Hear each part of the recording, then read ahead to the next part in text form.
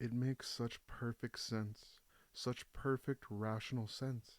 Secaltus isn't sure why it's taken him so long to appreciate it. The Emperor must die. He must! It's the only logical conclusion that anyone sane could reach. The Emperor must die. No! The Emperor must die. He is a mad monster, drunk on power, and his tyrannical rule has lasted for far too long. He really must die.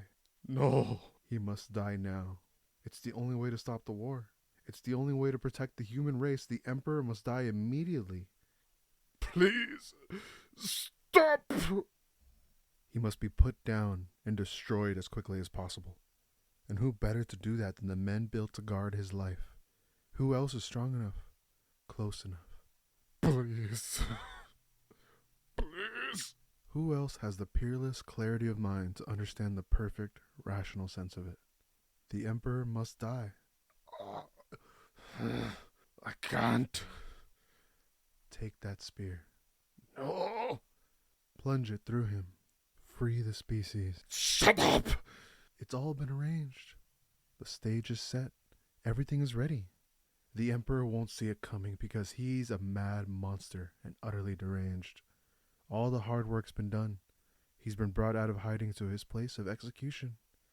He is defenseless. Now just take that spear. Get out! The cunning of Horus Lupercal knows no limits.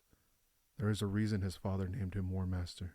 He has arranged it and made it all so easy. Look at the simple perfection of his stratagem. He set up a trap so blatantly and painfully clumsy it can only be a trap. A trap so brazenly incompetent that the Emperor could not afford to resist it. Stop! No!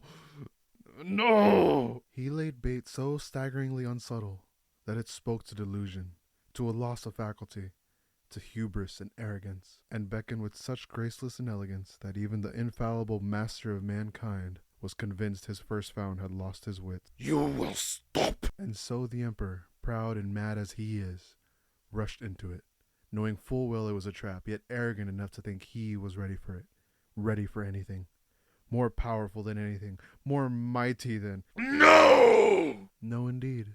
The trap itself was the ruse. There was no way in creation for Horus to surprise his father. So he didn't even try. Instead, he let his father surprise himself. His arrogance was his own trap. Now, take the spear. Secaltus Dusk resists. He falls to his hands and knees, weeping and splitting blood.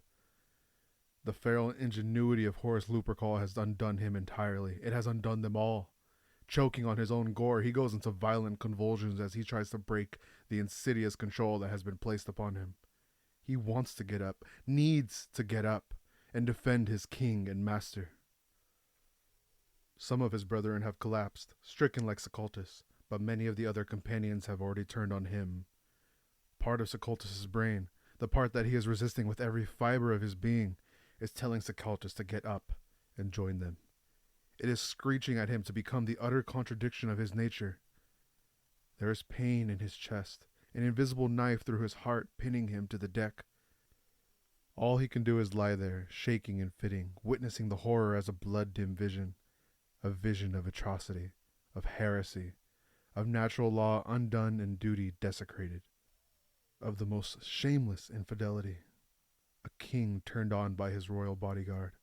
A monarch surprised and betrayed by the ones he trusted most. A Caesar butchered by the captains he never thought to doubt. We could not be doing this, but we are. It is impossible for us to be doing it, but we are doing it anyway. Horus, you will pay for this. My King of Ages is alone. He cannot.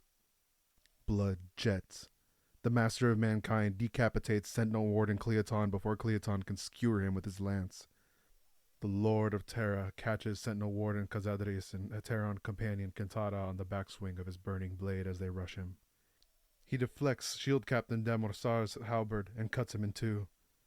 Heknatoi Cresmurti weeps as his master beheads him, because he realizes what he is being coerced to do. You will pay! You will pay, you traitorous monster! Shield Captain Avendro cartwheels away, Auramite splintering like golden glass, the long spray of his blood splattering the white hull of the Stormbird racked alongside him.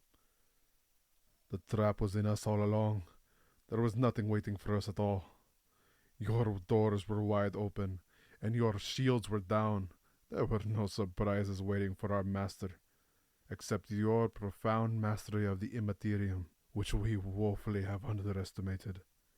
We knew your power was great first found. We had no conception of how great. Host Marshal Telomnus shreds through a guardrail, his headless form plummeting into the shadows of the underdeck subholds. The Emperor came here ready for anything first found, so you prepared nothing. Misdirection.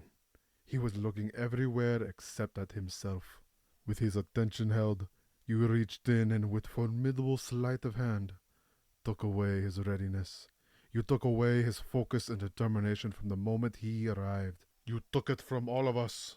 The Emperor's warblade, a brand of white fire, leaves burning magnesium after streaks in the air as it cleaves another companion in two. You took away our keen edge by easing our minds into distraction and puzzlement, into reflection, into random thoughts. You did it with such precision we forgot ourselves. You did it with such concealed domination of will even our master couldn't sense your mind at work. Companion Cerseal sinks to the deck and slides apart in 3 pieces, like a perfect puzzle that will never be put back together. And then, you twisted the pristine souls of the custodians. Each one of us was painstakingly restructured on a molecular level to withstand the corruption of chaos. But you took the incorruptible, and you broke our minds. You broke the unbreakable. Sentinels Tirask and Sistrastris thrust at their master with guardian spears, firing their integrated bolters. We are shrieking because we understand. We understand what you have done to us. We are screaming because you have forced us to turn on the master we love above all things. We are howling because we are fighting it. And we cannot resist. The mass reactive rounds explode against the ripping shield of his will, and he slices off the power blades of their spears. Tirask and Sisastras get to take 1 step backwards before they are struck down. You are forcing our master to kill us. Sentinel Mendalis grazes the blade of his Castellan axe against the Emperor's right pauldron, throwing sparks. Companion Captain Vantix, wailing in lament, drives his warblade into the Emperor's ribs. Blood jets. You will pay, Horus! You will pay. The Master of Mankind reels, then shreds Vantix into ribbons with his power claw. He sidesteps Mendalis' second lunge in a swirling billow of cloak, turning to run his sword hilt deep into Shield Captain Amalfi's chest. Each companion he strikes down is a profound loss to humanity. Each one is a perfect creation of genetic and esoteric engineering, masterpieces hand-wrought with the most diligent and exacting labor. Each one is a boon companion and a friend, beloved as any son, and he is being obliged to destroy them one by one. The peerless blade splits Mendalis open. It splinters companion Heliad's visor and spins him off his feet. Was that why, first found? Was that why you made us your weapon of choice? The psychological effect? Did you think it would make him hesitate? Did you think it would make him vulnerable?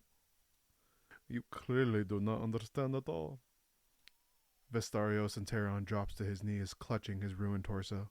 He crumples sideways. Sentinel Justinius misses with his 2-handed swing, and does not live to try a second. He is the Emperor of mankind. He comes upon you in his wrath, clad in his aspect of war. More than 30,000 years of work will not be undone by your malice and spite. That he is required by you to kill his own perfect warriors does not make him falter or weaken his resolve. It just makes him all the more determined to vanquish you.